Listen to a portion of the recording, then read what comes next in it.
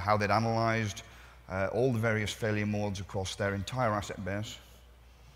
They'd gone further than most organisations. He was able to demonstrate the close-out of the activity. He demonstrated that they'd actually measured... lost my ear. They demonstrated that they'd measured their performance improvements and their cost savings from that, and come to the conclusion that they'd set out to do something, they'd identified something, they'd done it, they'd measured it, and it was a good thing. And that was great. As often happens at conferences, he kind of finished his presentation and left. I was next up.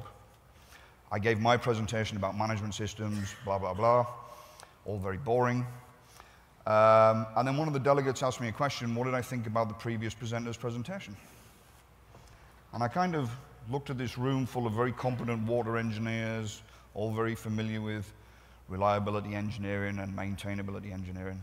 And I said, his presentation was brilliant. He was clearly an enthusiastic person who was trying to take his organization forward.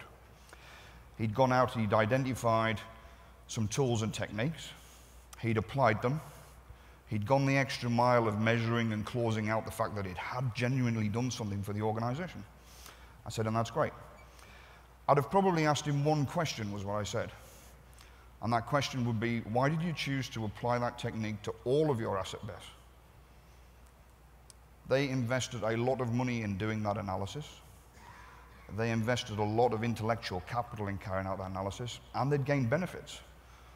But I suspect that he would have gained 80, 90% of those benefits from probably applying 10 or 20% of the intellectual capital, effort, money, if he'd known genuinely when to apply that tool and to which assets to apply the tool. Which is why I asked